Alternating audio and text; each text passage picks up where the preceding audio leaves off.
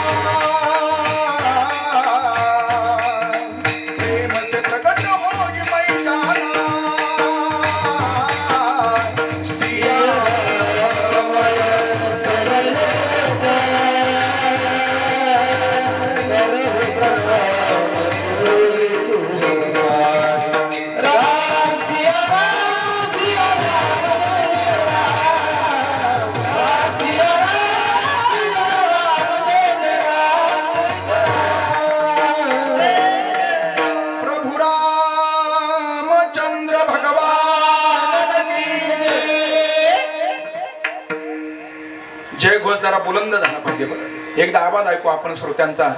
सियावर रामचंद्र भगवान की. पुढल्यांचा थोडा बरा आला पण मागल्यांचा तर आलाच नाही. पुन्हा एकदा प्रयत्न करू महाराज. काशी विश्वेश्वर भगवान की. तुम्ही विश्वनाथ दीन रंग मी अनाथ कृपा कराल ते थोडी पाया पडिलो बराडी. जगद्गुरु तुकोबारांच्या अभंग गाथ्यातील हा प्रासंगिक प्रकरणातील असा अभंग आहे. असे अनेक अभंग जगद्गुरु तुकोबारांचे आपल्याला पाहता येतील. ते प्रासंगिक अभंग आपल्याला खऱ्या अर्थानं त्याच्यामध्ये असणारे अनेक अभंग आहेत. त्याच्यामध्ये पाहू जर गेलं, ज्या वेळेला छत्रपती शिवाजी महाराजांनी तुकोबारांसाठी नजराणा पाठवला त्याही प्रसंगाला तुकोबारांच्या मुखातून काही अभंग बाहेर पडले. आम्ही तेने सुखी म्हणा विठ्ठल विठ्ठल मुखी तुमचे ये रवित धन ते मज मृत्युके समान. जगद्गुरु तुकोबारांच्या संगतीमध्ये शिवबा कासार आहे. आणि असे असणारे शिवबा कासार जे रोज नित्य कीर्तनाला जाऊ लागले आणि त्यांच्या अर्धांगिनीला असं वाटू लागलं आता जर माझं सौभाग्य जर असं रोज त्यांच्या बरोबर जर कीर्तनाला गेलं तर आपल्या प्रपंचाचं काय होईल. आणि तिनं मनामध्ये विचार केला जगद्गुरु तुकोबारांना थांबवायचं महाराज. आणि अशा तुकोबांना ज्या वेळेला बोलावलं आणि उकळतं पाणी जगद्गुरु तुकोबारांच्या अंगावरती टाकलं. सगळा विस्तार मला करायचा नाही महाराज. त्याही वेळेला काही तुकोबारांच्या श्रीमुखातून शब्द बाहेर निघाले.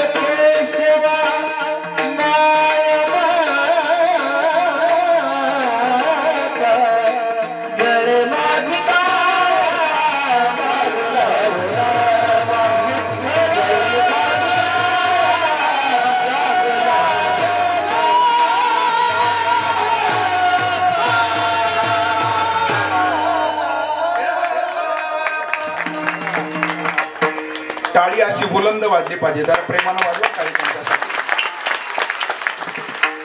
जळे माझी काया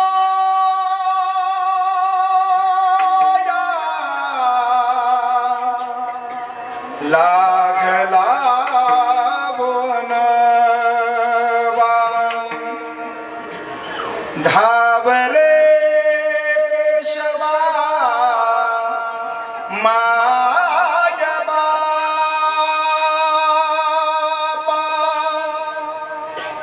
पेटली सकाळ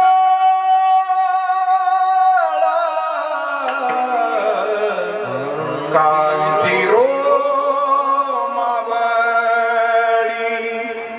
जळे माझी काया लागला बोनवा धावरे केशवा माय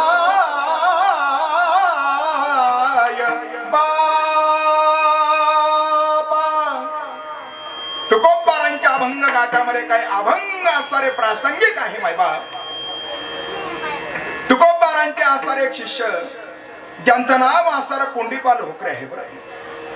त्या कुंडीपाल होकरेंच्या मनामध्ये भाव निर्माण झाला, आपण आता काय केली पाहिजे, यात्रा केली पाहिजे बरं. आणि काशी विश्वनाथांच्या दर्शनासाठी त्यांना जायचं होतं. ज्याला ज्याला मानव देह प्राप्त झाला त्या मानवी देहाच्या माध्यमातून आपण काही गोष्टी खऱ्या अर्थानं स्वीकारल्या पाहिजे महाराज. काही गोष्टी सदैव करायच्या असतात, काही गोष्टी केव्हा तरी करायच्या असतात आणि काही गोष्टी केव्हाच करायच्या नसतात. हे सूत्र सर्वांनी लक्षात ठेवा. सदैव काय केलं पाहिजे, सदैव भगवंताचं नाम चिंतन केलं पाहिजे. खाता पिता उठता बसता त्या प्रभूचं आपण स्मरण केलं पाहिजे. हरिना विसारे, हरिना विसारे. तो भगवंत आपल्याला विसरलेला नाही मायबाप, तो भगवंत आपल्याला विसरलेला नाही. आपण ज्या वेळेला रोज झोपी जातो ना, रोज झोपी जातो आणि सकाळी सर्वजण आपण काय होतो, उठतो महाराज. उठवणारा कोण आहे आपल्याला, उठवणारा कोण आहे, दुसरं तिसरं कोणी नाही महाराज. तो तासारा भगवंत खऱ्या अर्थानं आपल्याला उठवतो. आणि आणखीन ऐका, झोपेतून उठल्यानंतर आपली मेमरी सर्व तो काय ठेवतो, जागेवरती ठेवतो बरं. साधा मोबाईल जरी आपण रिस्टार्ट केला तर त्याला पुन्हा मूळ मुद्द्यावर यायला किमान 2 मिनिटं तर लागतात ना महाराज. आपण जागं झालं तरी आपली मेमरी आपल्या जागेवरती आहे. जगाच्या नायकाला आपण खऱ्या अर्थानं विसरू नका. आणि सकाळी जर आपण जर उठलो नाही तर घरचे आपल्याला उठवणार नाही, उठवणार महाराज. घरचे आपल्याला जाणणार, याच्यापेक्षा दुसरं काही करणार नाही. तो जगाचा नायक काय करतो, सर्वांना त्या ठिकाणी सर्वांचं भरण पोषण करतो. त्या परमात्म्याचं नित्य काय करा, चिंतन करा. साधुसंत मायबापांनी त्या भगवंताचं नित्य चिंतन केलं महाराज. काही गोष्टी नित्य कराव्या, काही गोष्टी केव्हा तरी कराव्या. जीवनामध्ये केव्हा तरी आपण तीर्थयात्रा करावी. नामदेव महाराजांचे शब्द आहेत बरं. पायी तीर्थयात्रा मुखी राम नाम हाची माझा नेम सिद्धीने देवा देवा देवा माझे लागे तुझे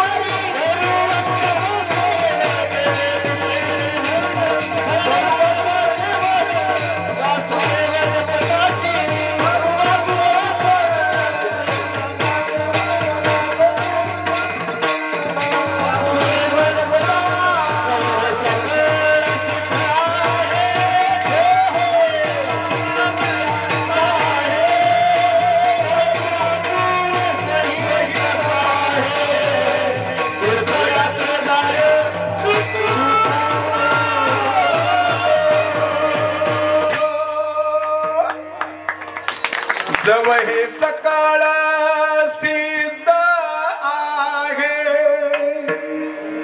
हात चालाव या पाहे तब तू आपुले स्वहित पाहे तीर्थयात्रेत चुकू नको तीर्थव्रती भाव धरी रे करुणा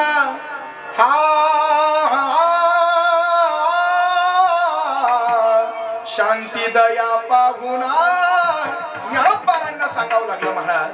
आणि असे असारे कोंडीबाल होकरे त्यांच्याही मनामध्ये भाव निर्माण झाला. आपण सुद्धा काय केलं पाहिजे, यात्रेला गेलं पाहिजे. काही गोष्टी नित्य करा, काही गोष्टी केव्हा तरी करा आणि काही गोष्टी केव्हाच करू नका. मांसाहार केव्हा करू नका, मदिरापान केव्हा करू नका, व्यभिचार केव्हा करू नका, खोटं केव्हा बोलू नका. साधुसंत महात्म्याने सांगितलं अहिंसा परमो धर्म हा.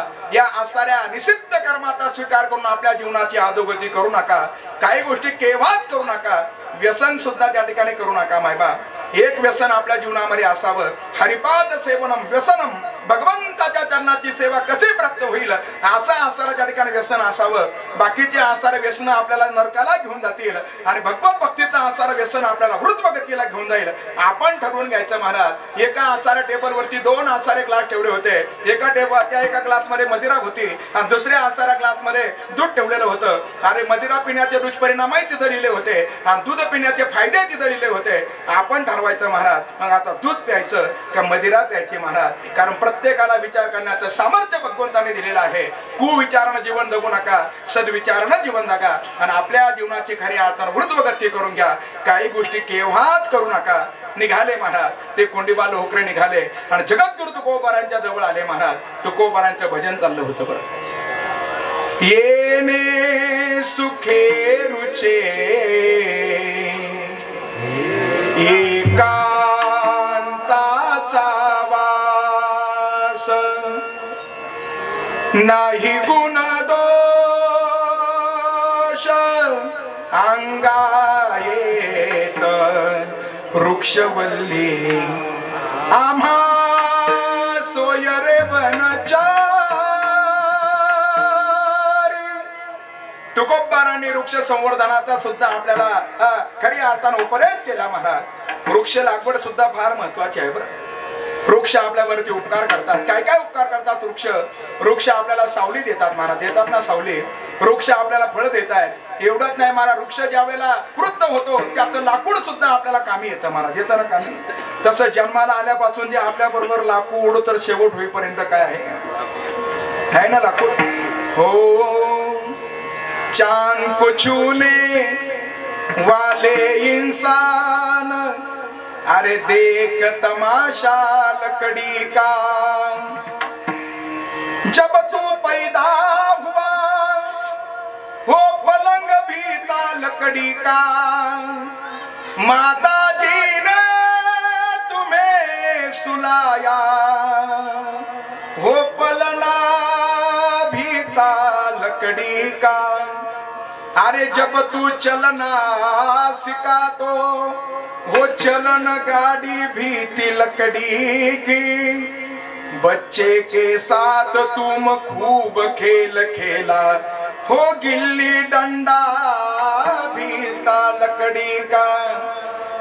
जब तेरी पढ़ाई शुरू हुई वो तख्ती पेन भी था लकड़ी का.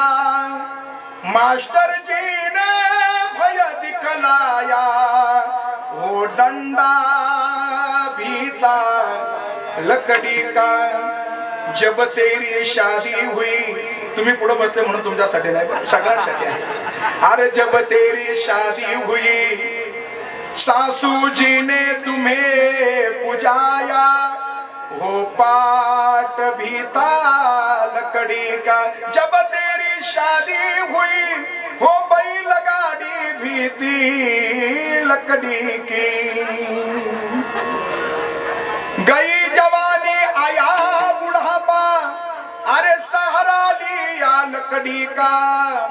चीता रच कर तुम्हें जलाया वो ढेर भी था लकड़ी का चांद को छूने वाले इंसान देख तमाशा लकड़ी का चांद को छूने वाले इंसान देख तमाशा लकड़ी का चांद को छूने वाले इंसान देख तमाशा लकड़ी का चांद को छूने वाले इंसान देख तमाशा लकड़ी का जीते लकड़ी मरते लकड़ी अरे जीते लकड़ी मरते लकड़ी देख देख देख तमाशा लकड़ी का चांद को छूने वाले इंसान देख तमाशा लकड़ी का चांद को छूने वाले इंसान देख तमाशा लकड़ी का चांद को छूने वाले इंसान देख तमाशा लकड़ी का चांद को छूने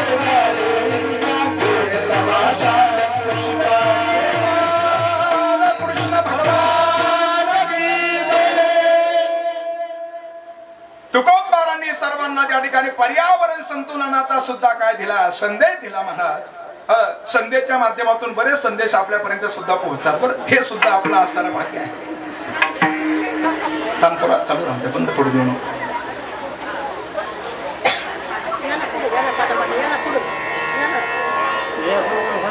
गडबड करू नका बरं. आता ऐका सर्वजण ऐका. जेवढी जागा आपल्या पुढे मोकळी आहे तेवढी एकदा भरून घ्या म्हणजे मग काय होईल म्हणजे हाऊसफुलचं बोर्ड लावता येईल. ती पलीकडची रूम आणि ऐक ऐक निलेश निलेश आणि काही आता पलीकडची रूम ओपन करून आहे ना इकडे येऊ दे त्यांना बसू द्या. काही सभा मंडपामध्ये बसू द्या. वरती मंदिराच्या सभा मंडपामध्ये सुद्धा काही बसू द्या.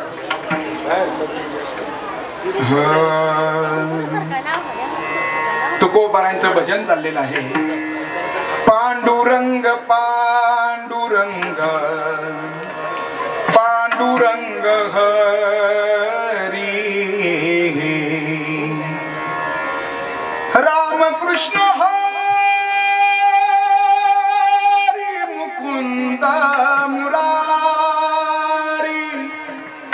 आणि असे कोंडीबान होकरे जगद्गुरु तुकोबारांच्या जवळ गेले मायबाप आणि अशा जगद्गुरु तुकोबारांचं दर्शन घेतलं. श्री संतांचे माथा चरणावरी साष्टांग हे करी दंडवत. नमस्कार करण्याचे 4 फायदे आहेत महाराज. आपण भगवान सदाशिवांना काय करतो नमस्कार करतो. भगवान सदाशिवांच्या दर्शनासाठी जात असा विधी सांगितला महाराज. पहिलं आपण त्या ठिकाणी एक एक पायरी चढून त्या ठिकाणी काय करतो वरती जातो महाराज. म्हणजे आपली आसराच्या ठिकाणी स्थिती जर आपल्याला खरी आसर उंचावायची जर असेल तर भगवान सदाशिवांच्या जवळ आपण आलं पाहिजे. हा त्या पाठीमागला आसरा भाव आहे. त्या भगवान सदाशिवांच्या समोर त्या ठिकाणी भगवान नंदिकेश्वर आहे ना नंदिकेश्वर. अशा नंदिकेश्वरांचं पहिलं काय घ्यावं लागतं दर्शन घ्यावं लागतं. त्यांचे आसार 2 शिंग त्यांच्या मधून आसार भगवान सदाशिवांच्या लिंगाकडे आपल्याला पाहावं लागतं. आणि अशा भगवान सदाशिवांच्या गाभाऱ्यामध्ये प्रवेश करत असताना 5 टाळ्या त्या ठिकाणी वाजवाव्या लागतात महाराज. आणि असा जर आवाज जर केला तर भगवान सदाशिव आपल्यावरती लवकर प्रसन्न होतात. बरं का तसा आवाज करायचा कारण त्यांचे आसारे सासरे होते दक्ष महाराज. दक्ष होते त्यांचे सासरे दक्ष आणि त्यांच्या अर्धांगिनीचं नाव होतं भगवान सदाशिवांच्या ती होती सती महाराज. आणि ती सती ज्या वेळेला स्वतःच्या सौभाग्याचा अवमान झाला त्यावेळेला सतीनं काय केलं डाव्या पायातून अग्नी प्रज्वलित केला आणि स्वतःहून आसरा तिनं थांबून घेतलं महाराज. जिथं स्वतःच्या सौभाग्याचा अवमान होत असेल तिथं खरी पतिव्रता केव्हाही त्या ठिकाणी तो अवमान सहन करत नाही महाराज. म्हणून एक सूत्र लक्षात ठेवा आपण स्वतःहून केव्हाच आपल्या पतीचा अवमान करायचा नसतो महाराज. केव्हाच अवमान करायचा नसतो. बरं शिवपुराणामध्ये आता फार विस्तारानं वर्णन आलेलं आपण केव्हा तरी त्या ठिकाणी ऐका. असा आसर भगवान सदाशिवांपर्यंत जात असताना तो आवाज का करायचा. ज्या वेळेला दक्षाचा यज्ञाचा विध्वंस झाला आणि प्रत्यक्षामध्ये भगवान सदाशिव त्या ठिकाणी आले महाराज. आणि अशा दक्षाचा ज्या वेळेला शिरच्छेद झाला त्यांचं मस्तक आसाराच्या यज्ञकुंडामध्ये पडलं आणि असं त्यांचं धड त्या ठिकाणी पडलेलं आहे. खरं तर दक्षाने यज्ञाचं आयोजन केलं होतं कुणाला कमी लेखवण्यासाठी. भगवान सदाशिवांना कमी लेखवण्यासाठी यज्ञाचं आयोजन केलं होतं. पण दुसऱ्याला कमी लेखवण्यासाठी एखाद्या यज्ञाचं एखाद्या कार्याचं जर आपण आयोजन जर करत असाल तर त्याचं फल आपल्या पदामध्ये चांगलं पडत नाही. हा त्या पाठीमागला आसारा भाव आहे. आणि त्यावेळेला प्रसंग असा घडला त्या दक्षाची पत्नी त्या ठिकाणी आली महाराज आणि ती आता रडू लागली. भगवान सदाशिवाने सांगितलं जो पहिला प्राणी भेटेल त्याचं मस्तक घेऊन या आणि ते दक्षाच्या या धडाला जोडा. बरं आणि मग पहिला प्राणी त्या ठिकाणी आज भेटला महाराज, शेळीचा असणारा पुत्र भेटला, त्याचं मस्तक तोडलं आणि ते दक्षाला त्या ठिकाणी जोडलं. आणि असा दक्ष आता भगवान सदाशिवांची स्तुती करू लागला आणि त्याच्यातून तो असा आवाज येत होता, भगवान सदाशिव प्रसन्न होतात, 5 टाळ्या वाजवायचा, तो आवाज त्या ठिकाणी करायचा. आणि असं आतमध्ये जाऊन लिंगाचं काय घ्यायचं, दर्शन घ्यायचं. दर्शन घेतल्यानंतर खऱ्या अर्थानं 4 गोष्टी आपल्याला प्राप्त होतात महाराज. पहिलं त्या ठिकाणी आपल्याला प्राप्त होतं आयुर, दुसरं प्राप्त होतं आपल्याला विद्या, तिसरं आपल्याला प्राप्त होतं त्या ठिकाणी यश, आणि चौथी गोष्ट आपल्याला प्राप्त होते बल. नमस्कार केला पाहिजे. लोकरे बाबांनी नमस्कार केला तुकोबारांच्या समोर. बरं, तिकडलं थोडं पाहिलं पाहिजे, इकडलं थोडं पाहिलं पाहिजे, असा नमस्कार केला. आणि आता तुकोबांना सांगितलं आम्ही आता निघालो, काशी विश्वेश्वरांच्या दर्शनासाठी निघालो. आणि मग तुकोबारा म्हणले तुम्ही जर तिकडं जर जात असाल तर 3 अभंग तुकोबाने लिहून दिले महाराज. पहिला अभंग त्या ठिकाणी होता परिसेवो माते, भागीरथी मातेसाठी असा तो अभंग लिहून दिला होता. दुसरा अभंग लिहिला होता पिंड पदावरी दिला आपुलिये करी माझे झाले गया वर्जन. आणि तिसरा जो अभंग लिहून दिला होता तो अभंग कोणता होता ऐका सर्वजण.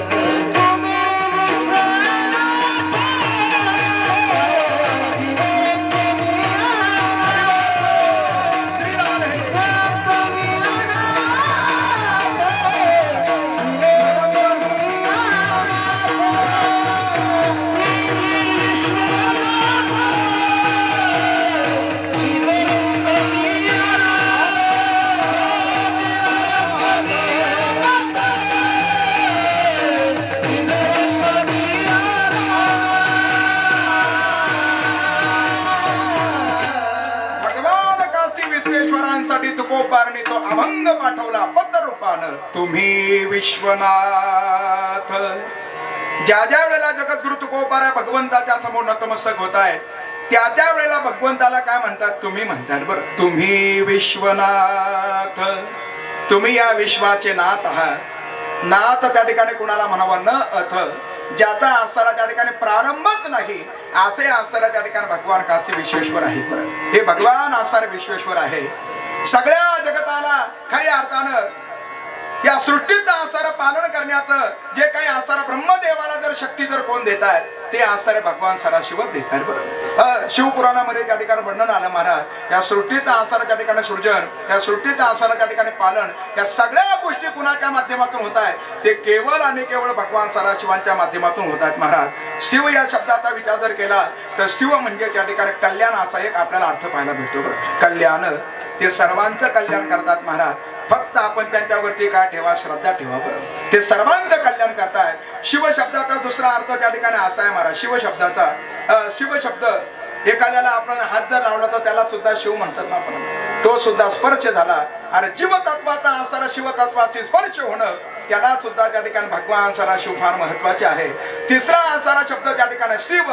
शिव म्हणजे त्या ठिकाणी आपण जर कदाचित शर्ट जर फाटला तर आपण त्याला काय म्हणतो, शिवून काढतो ना आपण. शिव म्हणजे जोडणं, म्हणजे नाशिवंत गोष्टीपासून आसारा आपलं चित्त काढायचं आणि ते आसारा चित्त भगवान सदाशिवांच्या ठिकाणी जोडायचं. हाही आसारा त्या पाठीमागला आसारा भाव आहे महाराज. हे आसारे विश्वनाथ सर्वसामान्य नाही. हे कसे आहे, तुम्ही विश्वनाथ, सगळ्या विश्वाचे आसारे नाथ आहेत. बरं वास्तविक आता तुकोबारांचा विचार जर केला तर तुकोबाराय काय महावैष्णव आहे. एका अनेक अभंगाच्या माध्यमातून तुकोबाराय म्हणतात, आम्ही असे त्या ठिकाणी वैष्णव आहोत. कसे वैष्णव आहोत, आम्ही नामाचे धारक, नेनो प्रकार अनेक, सर्व भावे सर्व एक विठ्ठलची प्रमाण. एक गाऊ आम्ही विठोबाचे नाम, एक धरिला चित्ती आम्ही रुक्माईचा पती. वाराणसी गया पायी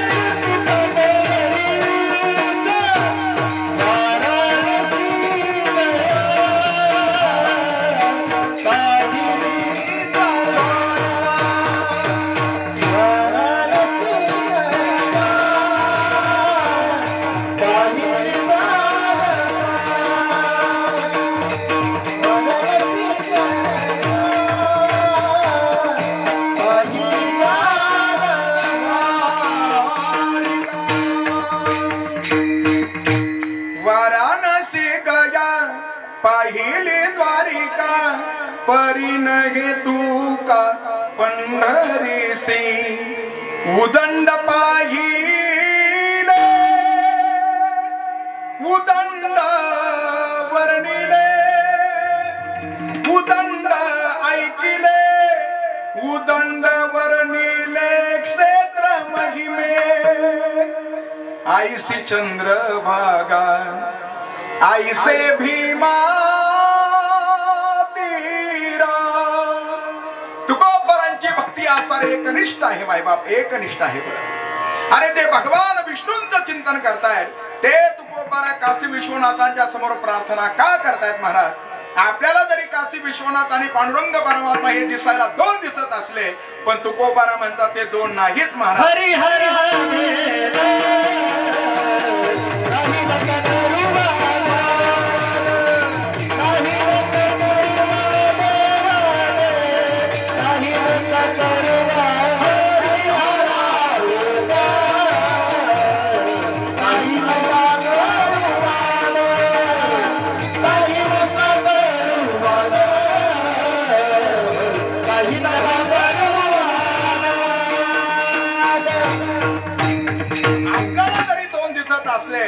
पण हरी आणि हर हे दोघं काय एकच आहे. बरं दोघं एकमेकाचा आसारा स्तवन करतायत. आत्मा तो शिवाचा राम जापे, शिव शरदय विष्णू विष्णू शरदय शिव. दोघं एकमेकाचं खरी आसारा चिंतन करतायत महाराज. भजन करी महादेव श्रीराम जय राम, राम पूजी सदा शिव. दोघं एकमेकाशी अनन्य आहे मायबाप. दोघांमध्ये आपण केव्हाच भेद मानायचा नसतो. आणि दोघांमध्ये जर आपण जर भेद जर मानला तर केलेली साधना आपल्याला खरी अर्थानं फल देणार नाही महाराज. दोन्ही एकच आहे. जे दश आपला सांगितले ना त्याच्यामध्ये हरी हरामध्ये जो भेद मानतो त्याला आसार त्याच्या साधनेचं फल प्राप्त होत नाही असं आपल्याला भागवतामध्ये पाहायला भेटतं. म्हणून दोघही आसारे एकच आहे. भगवान सदाशिव वारी करतात महाराज. कुणाची वारी करतायत? पांडुरंग परमात्म्याची वारी करतायत ना, करतात परमात्म्याची वारी. ज्यावेळेला सगळे वारकरी पंढरपूरच्या दिशेने निघाले होते, वारकरी निघाले होते, मृदंग वाजत होता, टाळ घोष कानावरती येत होते महाराज. आणि मग भगवान सदाशिवांनी विचार केला आपण सुद्धा वारीला गेलं पाहिजे महाराज. सगळे वारकरी जणू एकमेकाला म्हणत होते हो चला हो पंढरीसी जाऊ जीवाच्या जीवाला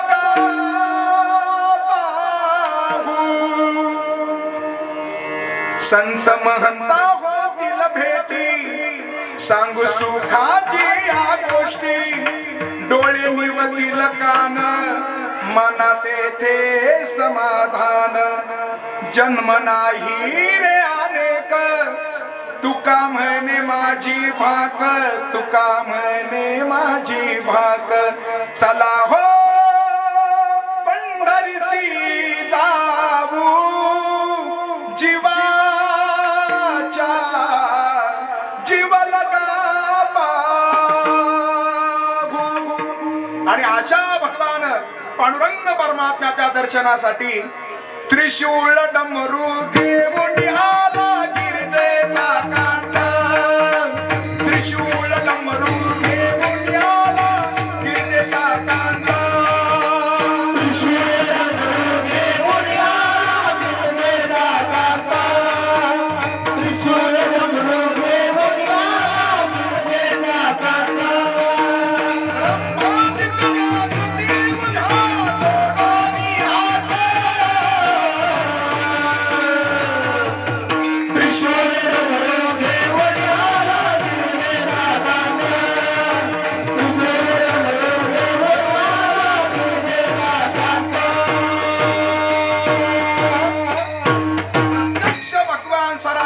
पांडुरंग परमात्म्याचं दर्शन घेतायत आणि भगवान पंढरीची पांडुरंग परमात्म्याच्या भगवान सदाशिवांचा आसर लिंग आपल्या मस्तकावरती धारण करतायत महाराज. दोघांमध्ये भेद नाही, दोन्ही काय आहे एकच आहे महाराज. म्हणून जगद्गुरु तुकोबाराय जरी वैष्णव असले पण त्यांना ज्ञात आहे भगवान सदाशिव आणि विष्णू एकच आहे. म्हणून अशा विश्वनाथांना तुकोबाराय म्हणतात. तुम्ही विश्वनाथ, तुम्ही खरी अर्थात विश्वनाथ आहात. काय त्या परमात्म्याची सत्ता आहे महाराज, आहे ना त्याची सत्ता. विश्वाचे ते नाथ आहे, परमात्म्याची सत्ता सांगितलं ना त्याची आसारी सत्ता. तुझी या सत्तेने वेदासी बोलणे सूर्यासी चालणे तुझी या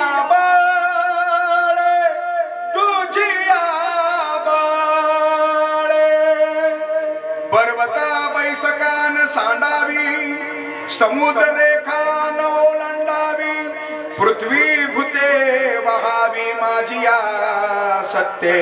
म्या बोलविल्या वेदू बोले म्या चालविल्या सूर्य ताले म्या हलविल्या प्राणू हाले जो जगाचा चाडिता आईसा तू समर्थ ब्रह्मा ब्रह्मांडाचा धनी आहे. म्हणून तुम्ही विश्वनाथ, तुम्ही विश्वनाथ आहात आणि मी कसा आहे दीन रंक मी अनाथ. काही जर प्राप्त जर करून जर घ्यायचं असेल तर मला वाटतं आपल्याला त्या ठिकाणी त्याला उत्कृष्ट म्हणावं लागतं आणि आपली निकृष्टता त्याच्या समोर व्यक्त करावी लागते. बरं, प्राप्त जर करून जर घ्यायचं असेल तर त्यांची स्तुती करावी लागते आणि आपली निकृष्टता व्यक्त करावी लागते. तुकोबाराय म्हणतात मी दीन आहे, मी रंक आहे आणि मी अनाथ आहे. बरं, वास्तविक पाहता दीनच्या विरोधामध्ये आहे दुसरा शब्द त्या ठिकाणी धनी आहे. बरं, रंकाच्या विरोधामध्ये त्या ठिकाणी विरोधी शब्द जर पाहू जर गेलं राजा आहे आणि अनाथाच्या विरोधामध्ये दुसरा शब्द जर आपण विरोधी जर पाहू जर गेलं तर तो म्हणजे त्या ठिकाणी सनाथ आहे. काही अभंगामध्ये तुकोबाराय सांगतायत आम्ही कसे आहोत त्या ठिकाणी खऱ्या अर्थानं दिनाच्या विरोधामध्ये काय आहे, दिनच्या विरोधामध्ये काय आहे, विरोधामध्ये शब्द हा सारा दुसरा कोणता आहे, धनी आहे महाराज. काही अभंगामध्ये तुकोबाराय म्हणतायत इंद्रिय इंद्रियाचे धनी आम्ही झालो गोसावी. इंद्रियाचे धनी आम्ही झालो गोसावी.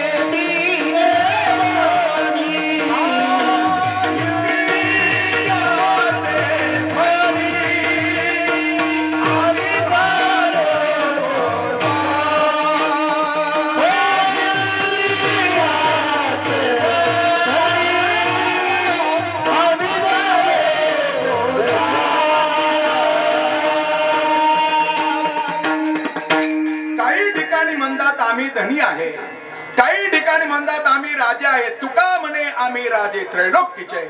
काही ठिकाणी म्हणतात आम्ही सनात आहोत महाराज. पांडुरंग आमचा पिता, रखुमाई आमची माता. पण आजच्या अभंगामध्ये तुकोबारा म्हणतात मी दीन आहे, मी रंक आहे आणि अनाथ आहे. मायबाप आपली निकृष्टता खरी अर्थानं काय केली पाहिजे, व्यक्त केली पाहिजे. दीन, दीन कुणाला म्हणायचं, दीन कुणाला म्हणायचं. दीन शब्दाची व्याख्या आली महाराज. दीन कुणाला म्हणावं, खऱ्या अर्थानं भगवत दर्शनाची अंतकरणामध्ये असणारी लालसा, जिज्ञासा, त्याला त्या ठिकाणी दीनता म्हटलं जातं. बरं, खरं तर आपल्याही अंतकरणामध्ये कधीतरी तो भाव प्रगट व्हावा, भगवंतांना मला दर्शन द्यावं. हा भगवान महादेव त्या ठिकाणी अनेकांना दर्शन देतो. बरं, अनेकांना दर्शन दिलं आणि अनेक भक्तांवरती असणारे भगवान सदाशिव काय करतायत, कृपा करतायत महाराज. अनेकांना यांनी दर्शन दिलं. ज्या ज्या वेळेला असणारा संकटामध्ये असेल त्या त्या वेळेला भगवान सदाशिवांचा धावा केल्यानंतर ते भगवान सदाशिव त्या ठिकाणी प्रसन्न झाले. बरं, वास्तविक आता भगवान सदाशिवांची आपल्याला मूर्ती दिसते आणि भगवान सदाशिवांचा आसार लिंग रूपानं आसार ज्योतिर्मय रूप असे दोन आसारे आपल्याला भगवान सदाशिवांचे रूप पाहायला भेटतात महाराज. एक आसार त्यांचं रूप आहे ते कोणतं आहे, त्यांचे आसार मूर्ती रूप आणि दुसरा आसार त्यांचं हे लिंग रूप आहे महाराज. का लिंग स्वरूपानं प्रकट झाले, शिवपुराणामध्ये असं वर्णन आलं. हे लिंग रूपानं का प्रकट झाले तर त्याचं कारण असं होतं, ब्रह्मदेव आणि भगवान महाविष्णू यांच्या दोघांमध्ये त्या ठिकाणी श्रेष्ठत्वावरून वाद होता महाराज. तू मोठा का मी मोठा. एक दिवस असारे भगवान विष्णू असे शेषावरती झोपलेले असताना ब्रह्मदेव आले आणि ब्रह्मदेव असणारे भगवान विष्णूंना म्हणू लागले, पुत्रा मी आलोय, उठ लवकर. भगवान विष्णू म्हणू लागले, मी असणारा तुझा पिता आहे. ब्रह्मदेव म्हणू लागले, मी तुझा पिता आहे. आणि दोघांमध्ये त्या ठिकाणी घनघोर युद्धाला खऱ्या अर्थानं प्रारंभ झाला. असा युद्धाला प्रारंभ झाला. सगळं त्रैलोक्य त्या ठिकाणी थरथर थरथर थरथर कापत होतं. आणि मग आता सगळ्या देवदेवतांनी विचार केला, आपण भगवान सदाशिवांचा धावा केला पाहिजे. बरं, सर्वजण भगवान सदाशिवांना हाक मारत होते. कशी हाक मारत होते, कैलासनाथा धाव घेई आता, कैलासनाथा धाव घे आता. डमरू वाजू दे, डमरू वाजू दे. बम भोलेनाथ, बम भोलेनाथ, बम भोलेनाथ, बम भोलेनाथ, बम भोलेनाथ, बम भोलेनाथ, बम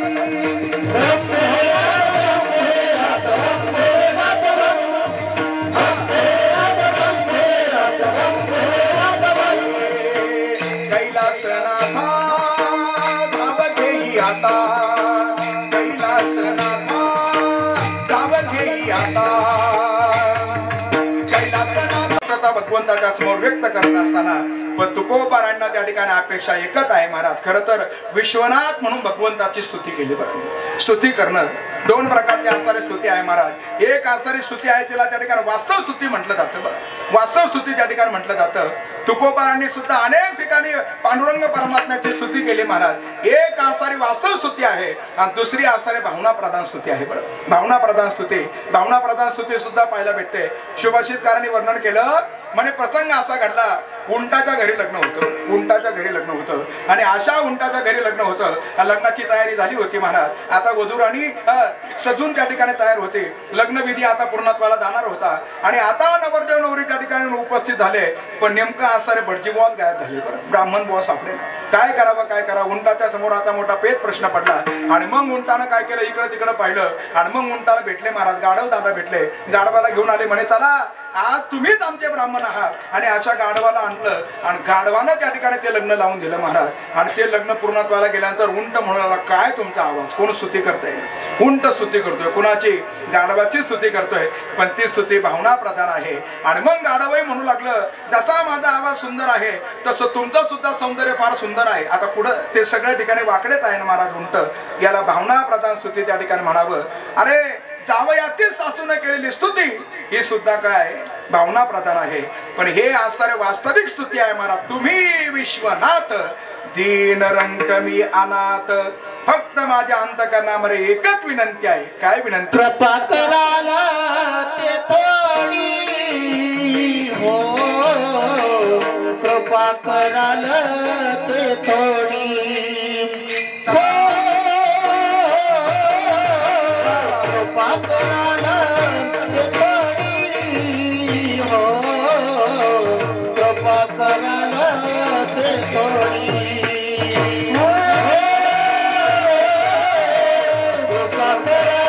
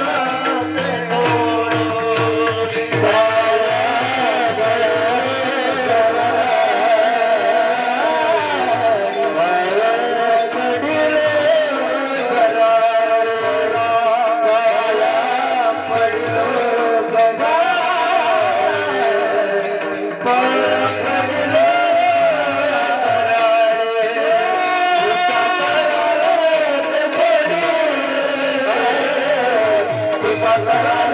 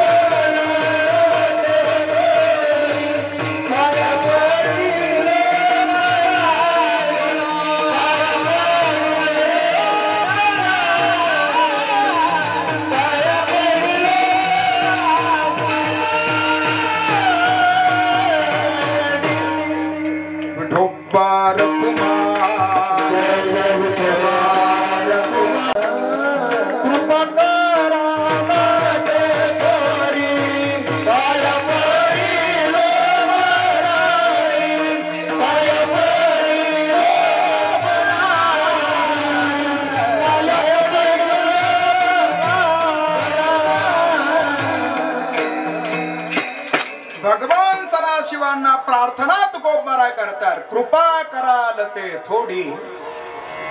खर तर भगवंताची कृपा फार महत्वाची आहे मायबाप.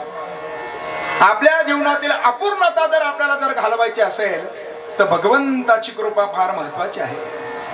एक आसारी अपूर्णता जर आपण जर पाहू जर गेलं तर एक आध्यात्मिक आसारी अपूर्णता आहे आणि दुसरी अपूर्णता म्हणजे त्या ठिकाणी व्यावहारिक अपूर्णता आहे. बरं, व्यावहारिक आसारी अपूर्णता, धन नसणं, घर नसणं ही व्यावहारिक आसारी अपूर्णता आहे. पण मला वाटतं प्रारब्ध ज्या वेळेला आपलं अनुकूल होतं त्यावेळेला व्यावहारिक आसारी त्या ठिकाणी अपूर्णता पूर्णत्वाला जाते. बरं, प्रारब्ध ज्या वेळेला आपलं अनुकूल होतं त्यावेळेला ही आसारी अपूर्णता आपली पूर्णत्वाला जाते. होतं ना महाराज, प्रारब्ध जर प्रतिकूल जर झालं आहे ते सुद्धा निघून जातं महाराज. आणि प्रारब्ध अनुकूल झाल्यानंतर आपल्याला काय होतं, बऱ्याच गोष्टी प्राप्त होत आहे. ही झाली व्यावहारिक अपूर्णता. पण दुसरी आसारी त्या ठिकाणी अपूर्णता ती म्हणजे असणारी आध्यात्मिक आसारी अपूर्णता. आणि ती आध्यात्मिक अपूर्णता खऱ्या अर्थानं जीव रूपानं उरून राहणं ही आध्यात्मिक आसारी अपूर्णता आहे. त्यात जीवत्व संपूर्ण, त्याला शिवस्थिती प्राप्त हे आपल्या स्वतःच्या सामर्थ्यानं होणार नाही महाराज. त्यासाठी पुन्हा जवळ तरी आपल्याला काय करावं लागेल, प्रार्थना करावी लागेल. आणि ती अपूर्णता पूर्ण करण्याचं सामर्थ्य जर कुणामध्ये आहे, एक तर संतांजवळ आहे, नाहीतर आसार भगवंताच्या जवळ आहे. म्हणून तुकोबाराय म्हणतात, कृपा कराल ते थोडी. तुम्ही आमच्यावरती काय करा, कृपा करा. आणि कृपा केल्यानंतर पाया पडिलो बराडी. बराडी म्हणजे त्या ठिकाणी भुकेला, बराडी म्हणजे त्या ठिकाणी ओशाळभूत. मला खऱ्या अर्थानं त्या ठिकाणी भूक लागलेली आहे. तुमची माझ्यावरती काय व्हावी, कृपा व्हावी. काही गोष्टीची आपल्याला भूक लागावी. बरं, तुका म्हणे मज लागलीसे. आता सगळ्यांना भुका लागलेल्या आहे, मला लागलेल्या आहे. सगळ्यांना सोमवार सोडायचा आहे, सोडायचा ना सोमवार, सगळ्यांना सोडायचा सोमवार. बरेच जण त्या ठिकाणी भक्त असे इथे आले महाराज, आपण पाहिलं ना सकाळी आपण ऐकलं, बरेच भक्त असे आले. त्यांनी असा विचार केला, ते म्हणले आज पहिला आसारा श्रावणी सोमवार आपण काय केला, इथं आपल्याला खिचडी प्राप्त झाली. आणि इथं आल्यानंतर त्यांच्या मनामध्ये परिवर्तन झालं. इथून पाठीमागं केव्हाच सोमवारचा उपवास ज्यांनी केला नाही त्यांच्याही मनामध्ये भाव निर्माण झाला. काय भाव निर्माण झाला, आता इथून पुढे सदैव सोमवारचा उपवास आपण करावा. बरं, आपल्याही मनामध्ये असा भाव निर्माण झाला पाहिजे महाराज, झाला पाहिजे. बरं, भाव निर्माण, उपवास केला पाहिजे. उपवास फार महत्वाचा आहे. उपवास म्हणजे काय, उपवास शब्दाची व्याख्या फार सुंदर सांगितली. बरं, उपास्य देवतेजवळ वास्तव्य प्राप्त करण्यासाठी केली जाणारी साधना त्याला खऱ्या अर्थानं उपवास म्हटलं जातं. केवळ आसारा त्या ठिकाणी आहारामध्ये बदल करणं, अन्नामध्ये बदल करणं म्हणजे त्या ठिकाणी उपवास नाही महाराज. ती आसारी काय साधना आहे महाराज. ती साधना आपल्याही मनामध्ये त्या ठिकाणी भाव निर्माण व्हावा. आणि कधीतरी आपल्याही अंतकरणामध्ये खऱ्या अर्थानं अशी कुर्मी निर्माण व्हावी का तो भगवंत मला भेटला पाहिजे. कधीतरी वाटावं ना. साधू संत मायबापांना वाटत होतं, म्हणून तर ते म्हणत होते, तो मज भावा, तो मज भावा, तो मज भावा, तो मज भावा, तो मज भावा, तो मज भावा, तो मज भावा. आणि अशा भगवंताला आपण काशी विश्वेश्वरांना विनंती केली पाहिजे, तुम्ही आमच्यावरती कृपा करा. आणि ज्याच्या माध्यमातून आम्हाला खरी अर्थानं दर्शन भगवंताचं घडलं पाहिजे. भगवान सदाशिवांनी या भगवंताच्या नामचिंतनामध्ये तल्लीन होऊन जावं महाराज. आपल्याला सुद्धा कधीतरी असं वाटावं, आपण सुद्धा प्रभू नामचिंतन करावं. म्हणून तुकोबाराय म्हणतात, कृपा कराल ते थोडी. आणि त्यासाठी पाया पडिलो बराडी. मी तुमच्या चरणारविंदावरती काय होतो, नतमस्तक होतो. आणि मला माहिती आहे तुमच्याकडे काही कमी नाही महाराज, काही कमी नाही. तुम्ही तर महादेव आहात.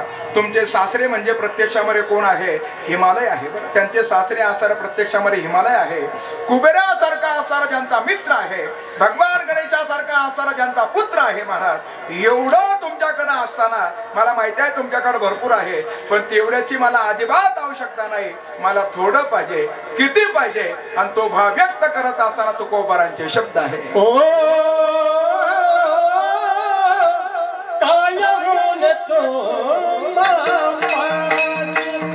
Oh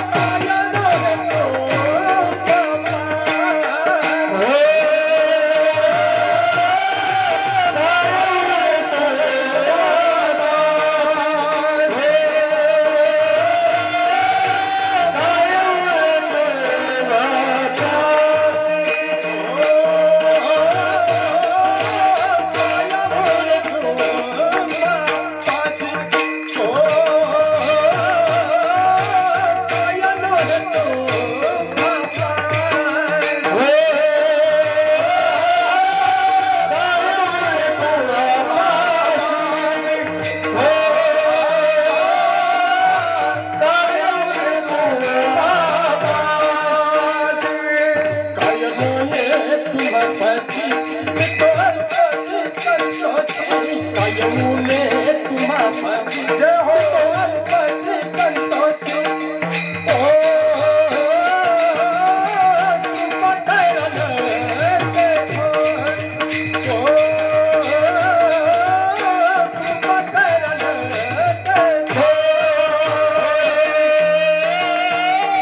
कृपा करा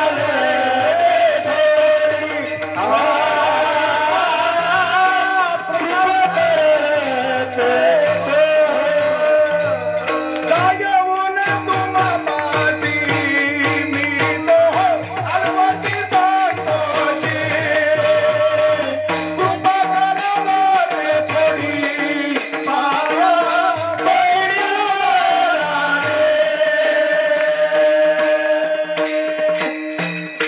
काय नोव्हे तुम्हापासी मी तो अल्पची संतोषी तुमच्याकडे भरपूर आहे किती आहे ऐका यशस्वी औदार्य ज्ञान वैराग्य ऐश्वर्य हे साही गुणवर्य वसती देत यशे थोर विना मारुती विभीषण केला लंकापती औदार्य देऊनी हाती करणा औदार्य देऊनी करणा हाती कीर्ती दिगंती मिरविली निळोपारांनी वर्णन केलं आपल्याकडे भरपूर आहे महाराज षडगुण ऐश्वर्य संपन्न एक भगवंताची जाण असे तुम्ही आहात काय नोव्हे तुम्हापाशी आणि देतात महाराज जगाचा नाग देतो बरं त्या भगवान सदाशिवांनी अनेकांना दिलं त्या उपमन्यूचं उदाहरण आपण केव्हा तरी ऐकलं असेल बरं फार गरिबीची आसारी परिस्थिती अशी हालाकीची परिस्थिती होती आणि त्या हालाकीच्या परिस्थितीमध्ये हा उपमन्यू स्वतःच्या मातेला म्हणायचा काय म्हणायचा मला दूध पाहिजे पण परिस्थिती तशी नव्हती असं तिनं पीठ घ्यावं पिठामध्ये पाणी टाकावं आणि ते खालवावं आणि उपमन्यूला दूध म्हणून पिण्यासाठी द्यावं दिवसा मागून दिवस जात होते अरे ते पीठ कालवलेलं तो खऱ्या अर्थानं दूध म्हणून त्याचा स्वीकार करत होता आणि एक दिवस असा हा उपमन्यू आपल्या मित्राच्या घरी गेला आणि त्या मित्राच्या मातेनं त्याला खरोखरचं दूध पिण्यासाठी दिलं यानं विचारलं हे काय आहे म्हणे हे दूध आहे तुला माहिती नाही म्हणे माझी आई जे दूध देते ना ते वेगळंच असं त्या माऊलीनं त्याला गोमातेचं दूध काढून दाखवलं म्हणे हे खरं दूध आहे बरं आणि मग त्यानं विचार केला आता मातेची मी परीक्षा पाहिली पाहिजे आई मला दूध पाहिजे आईनं दरवाजा लावलेला होता हे दरवाजाच्या फटीतून पाहत होतं पिठामध्ये पाणी टाकलं होतं आणि ते उपमन्यूच्या जवळ आणलं घे बाळा हे दूध आहे आता स्वीकारेल का आता त्याला कळालं महाराज माता माझ्याशी काय करत होती आतापर्यंत कपट करत होती त्यावेळेला मातेला सांगितलं बाळा अरे रोज दूध देण्या इतपत आपली आसारी परिस्थिती नाही मग आई मला नाही का दूध प्राप्त होणार जा भगवान भोलेनाथांचं चिंतन कर आणि वनामध्ये त्या ठिकाणी हा उपमन्यू गेला आणि त्या सदाशिवांना त्या ठिकाणी आळवू लागला बरं शिवाय नमो शिवाय नमो शिवाय नमो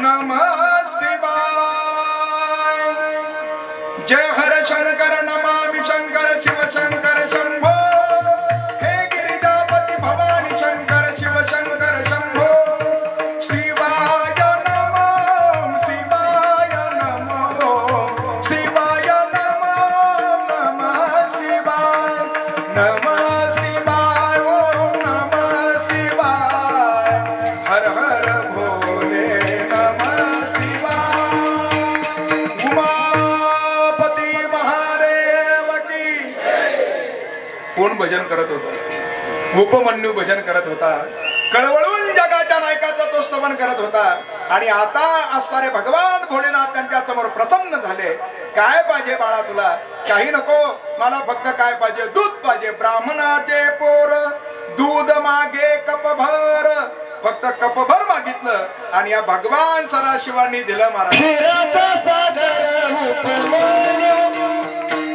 क्षीराचा सागर उपमन्यू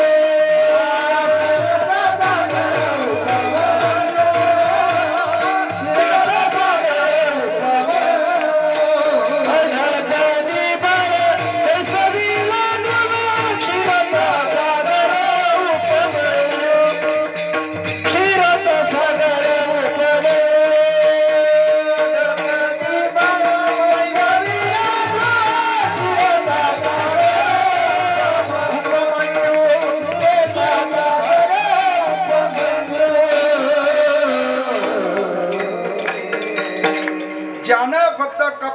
दूध मागितलं, त्याला आसारा दुधाचा समुद्र देऊन टाकला महाराज. काय नोव्हे तुम्हा पासी. त्या शिवपुराण कथेमध्ये एक असणारी कथा आली बरं. यज्ञदत्त नावाचे आसार भूदेव, ऐका सर्वजण ऐका. सगळ्या परिसरातील गावामध्ये खऱ्या हाताने त्यांचा दबदबा होता. त्यांनी जर एखादा जर वाक्य जर उच्चारलं तर त्याला कुणी आसारा प्रत्युत्तर देत नव्हतं बरं. सर्वजण त्यांच्या शब्दाचा काय करत होते, स्वीकार करत होते. असं आसार व्यक्तिमत्व. आणि त्यांना मुलगा झाला महाराज, त्याचं नाम आसारा गुणानिधी आहे बरं. गुणानिधी नावाचा मुलगा झाला. आणि असा गुणानिधी त्याला आसारा टाकलं महाराज, गुरुग्रही टाकलं. पण गुरुग्रही गेलेला गुणानिधी आसारा कुसंगतीमध्ये गेला. कुसंगती जीवनामध्ये घातक आहे बरं. आपण कुणाच्या संगतीमध्ये आहोत याच्यावरून खऱ्या अर्थानं आपल्या जीवनाची गती तथा अधोगती खऱ्या अर्थानं ठरत असते. आपण जर दुर्जन आता जर संग जर कराल तर आपली अधोगती ठरलेली आहे. आणि आपण सज्जन आता जर संग जर कराल तर आपली ऊर्ध्वगती ही ठरलेली आहे. मायबाप, आपण ठरवून घ्या. त्या गुणानिधीनं आसारा कुसंग केला आणि कुसंगतीचा परिणाम त्या ठिकाणी असा झाला, तो गुणानिधी आसारा व्यभिचार करू लागला. तोच आसारा गुणानिधी काय करू लागला, मदिरापान करू लागला. अरे तोच आसारा ब्राह्मण कुळामध्ये जन्माला आलेला होता, पण तो आसारा मांसाहार सुद्धा करू लागला. आणि त्यानं काय करायचं, जुवा खेळू लागला महाराज. त्या ठिकाणी तो काय करू लागला, पत्ते खेळू लागला बरं. मला वाटतं ते काय आपल्याला माहिती नसेल. काय खेळू लागला, पत्ते आसारा त्या ठिकाणी खेळू लागला महाराज. आणि असा पत्ते खेळणारा त्या ठिकाणी गुणानिधी, नाव गुणानिधी होतं पण अवगुणाचा त्यानं सर्व स्वीकार केलेला होता. आणि मग पैसे कमी पडला का तो काय करायचा, घरातील आसारा एखादा साहित्य घ्यायचा, त्याची विक्री करायचा. आणि विक्री करून त्याच्या माध्यमातून जो मोबदला प्राप्त होत होता त्याच्या माध्यमातून तो व्यसन करायचा बरं. आजही असे काय मुलं आपल्याला पाहायला भेटतात महाराज. घरातील वस्तूंचे काय करतात, व्यसनासाठी आसारा विक्री करतात महाराज. खरं तर आपण बऱ्याच वेळेला ऐकलं, जीवनाची अधोगती करून घेऊ नका. खरं तर व्यसन त्या ठिकाणी आपली प्रापंचिक हानी करतं. व्यसन आसार आपली कौटुंबिक हानी करतं. व्यसन आपल्या आरोग्याची हानी करतं. व्यसन आपल्या प्रतिष्ठेची हानी करतं. ते व्यसन करू नका. गुणानिधीनं त्याच व्यसनाचा स्वीकार केला. घरातील वस्तू त्या ठिकाणी तो काय करत होता, चोरून नेत होता, विकत होता महाराज. आईला आसारा माहिती होतं पण आईनं त्याच्या आसारा चुकावरती पांघरून घालण्याचा प्रयत्न केला. आपलं लेकरू जर चुकत असेल तर मला वाटतं सगळ्या चुका त्याच्या झाकून ठेवू नका. कधीतरी त्याला आपण काय केलं पाहिजे, सुनावलं पाहिजे महाराज. कधीतरी सुनावलं पाहिजे. तो दृष्टांत आपण ऐकला असेल. एका दरोडेखोरला ज्या वेळेला फासावरती द्यायची वेळ आली ना आणि त्याला शेवटची इच्छा विचारली, त्याने शेवटची इच्छा विचारल्यानंतर त्याला विचारलं, म्हणे तुला काय पाहिजे. तो म्हणला काय नाही, मला फक्त माझ्या मातेबरोबर बोलायचं बरं. आणि ते मातेच्या जवळ गेलं. आई मला तुझ्या कानात काहीतरी सांगायचं. सगळ्यांना वाटलं काहीतरी गुपित असेल बरं. आणि त्यानं आईच्या कानाजवळ आपलं मुख नेलं आणि त्या मातेचा कान आपल्या दातामध्ये पकडला आणि असा त्यानं त्या ठिकाणी चावला, तिचा कान आसारा तोडून काढला. आई मोठ्यानं ओरडत होती. बाकीचे म्हणत होते, बावळाटा आता शेवटची घटिका खऱ्या अर्थानं तुझी जवळ आली आणि तरी सुद्धा जाताना मातेला तू वेदना देऊन जातो, हे तुला पटतंय का. आणि मग त्या दरोडेखोराचे शब्द आहे, आज मी फासावरती चाललो त्याला कारणीभूत माझी आई आहे. आई आहे. काय केलं मातेनं, पहिली इयत्तेमध्ये असताना मी माझ्या शेजारच्या मुलाची कंपास चोरली, घरी घेऊन आलो. आईनं माझ्या पाठवून हात फिरवला. पहिली इयत्तेमध्ये फक्त कंपासही चोरीत होतो. दुसरी इयत्तेमध्ये पुस्तकं चोरू लागलो. तिसरी इयत्तेमध्ये दप्तरच पळू लागलो. 10वी इयत्तेपर्यंत शाळेतले टेबल मी घरी आणले बरं, असं त्यांना सांगितलं. आणि पाहता पाहता मी काय झालो, अट्टल दरोडेखोर झालो.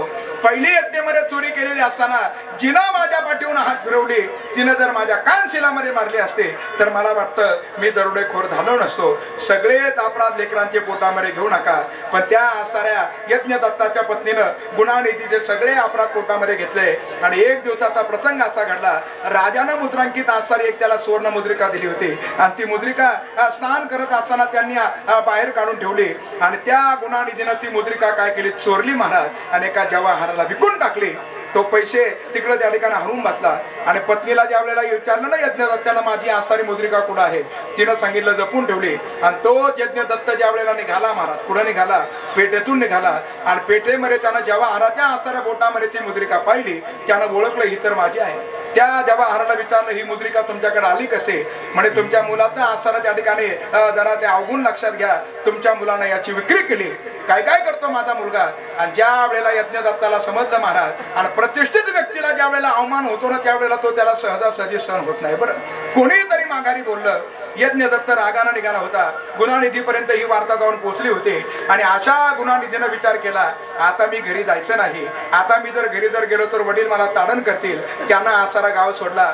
मध्यरात्री निघाला होता महाराज, जात होता. असा प्रवास करता करता एका जंगलामध्ये येऊन दाखल झाला. आणि त्या जंगलामध्ये आसारे काही शिवभक्त आले होते. आणि ते महादेवाच्या मंदिरामध्ये भजन करत होते बरं. भजन करत होते. शिव भोळा चक्रवर्ती त्याचे पाय माझे चित्ते, वाचे वरता शिव नाम तयान बाधी क्रोध काम. भगवान भोलेनाथांचं चिंतन त्या ठिकाणी सुरू होतं महाराज. हे त्या ठिकाणी थांबलेलं होतं. दिवसभर त्याच्या पोटामध्ये अन्नाचा कण नव्हता, ताणीनं व्याकुळ झालेला होता आणि मनामध्ये विचार करत होता, ब्राह्मण कुळामध्ये जन्माला येऊन सगळ्या अवगुणाचा मी काय केला, स्वीकार केला, परिणाम असा मला भोगायला भेटतोय आणि आता प्रसंग असा घडला. भुकेनं व्याकुळ होता आणि असं झालं. सगळे असणारे जे भक्त होते ना, भजन करून झोपी गेले महाराज. आणि ते भक्त ज्या वेळेला झोपी गेले, हे मध्यरात्री उठलं महाराज आणि असं असं तापसत तापसत चाललं होतं आणि त्या महादेवाच्या गाभाऱ्यामध्ये त्यानं प्रवेश केला. बरं, गाभाऱ्यामध्ये प्रवेश केला.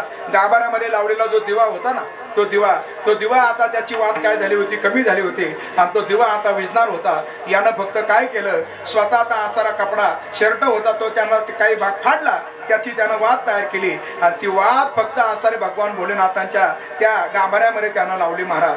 फक्त त्यानं दीपदान केलं आणि त्याला तिथं प्रसाद प्राप्त झाला.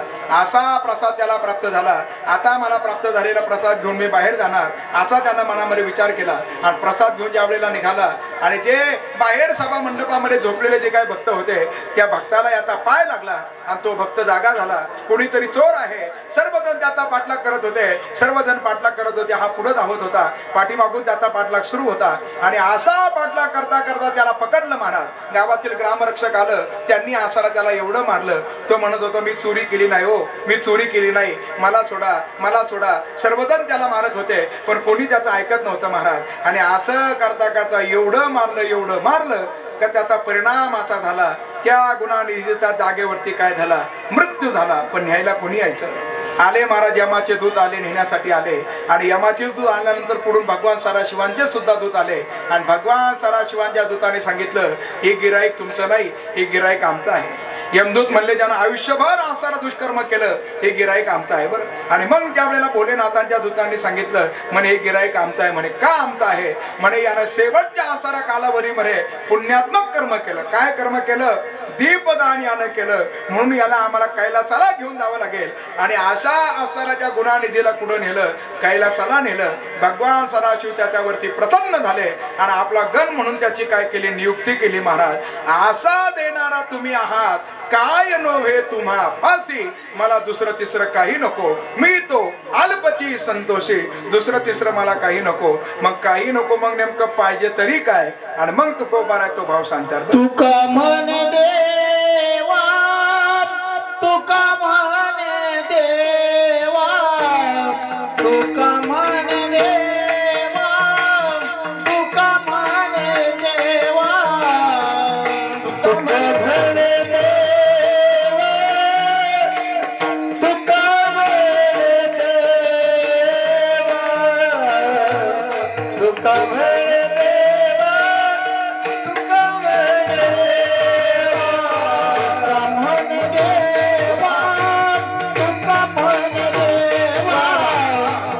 मन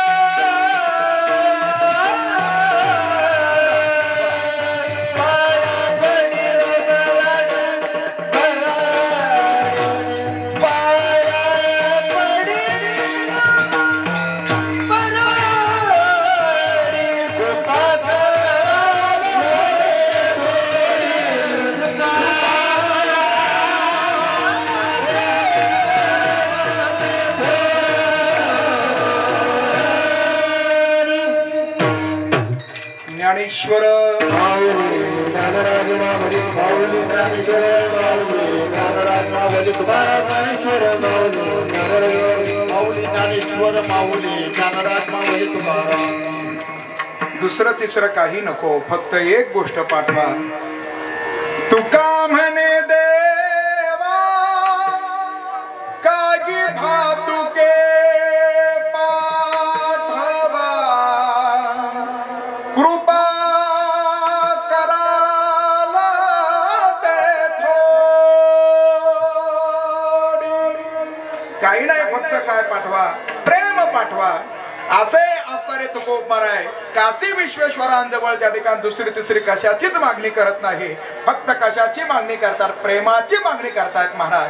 आणि ते प्रेम असणारे भगवान सदाशिव सर्वांना प्राप्त करून देत आहेत. असो असणारा श्रावणी असणारा हा पहिला सोमवार आणि त्या माध्यमातून आपल्या असणाऱ्या श्री महादेव काशी विश्वेश्वरांच्या ह्या पवित्र आणि पावन प्रांगणामध्ये असणारा हा प्रत्येक आसारा सोमवारी हरिकीर्तनाचा उत्सव आपण या ठिकाणी खऱ्या अर्थाने आयोजित केलेला आहे. प्रथम सोमवारची आसारे सेवा सर्व आसारा संयोजक मंडळाच्या माध्यमातून आमच्याकडे सुपूर्द करण्यात आली होती. त्या संबंधानं आपण सर्वजण या ठिकाणी एकत्रित झालेले आहात. येथील आसारा वातावरण त्या ठिकाणी फार दिव्य आहे.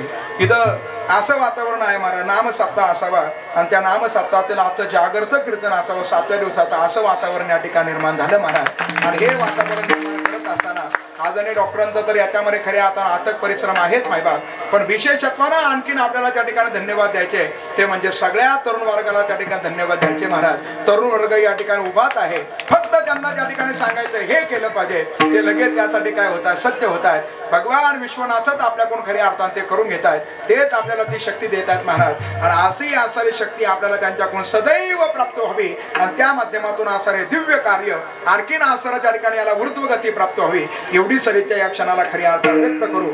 महादेवांचं मंदिर आपल्या गावामध्ये झालं महाराज. हे आसारा त्या ठिकाणी लिंग सर्वसामान्य नाही. आपण ऐकलं भारतामध्ये आसारा 2 नंबर क्रमांक दुसऱ्या क्रमांकाचा आसारा त्या ठिकाणी हे काय नंबर 2 म्हणलो जरा घोटाळा होतो म्हणून दुसऱ्या क्रमांकाचा आसार हे काय आहे, लिंग आहे महाराज. एक आपल्याला मुंबईला पाहायला भेटतं आणि दुसऱ्या क्रमांकाचा आपल्याला या ठिकाणी पाहायला भेटतं. हे आपल्या सर्वांचा आसारा भाग्य आहे. आसारा मी गावातील कीर्तनामध्ये त्या ठिकाणी बोललो महाराज. दुसरं जर लिंग जर शोधायचं असेल तर त्याच्यासाठी निंबेरे तुळापुरता शोध घ्यावा लागेल, तेव्हा ते लिंग आसारा इतर भाविक भक्तांना प्राप्त होईल. आपण सर्वजण या ठिकाणी उपस्थित राहिलाय आणि प्रत्येक सोमवारी आपण या ठिकाणी खऱ्या अर्थाने उपस्थित राहताय. सर्वांना विशेष तत्वाने या ठिकाणी धन्यवाद धन्यवाद धन्यवाद.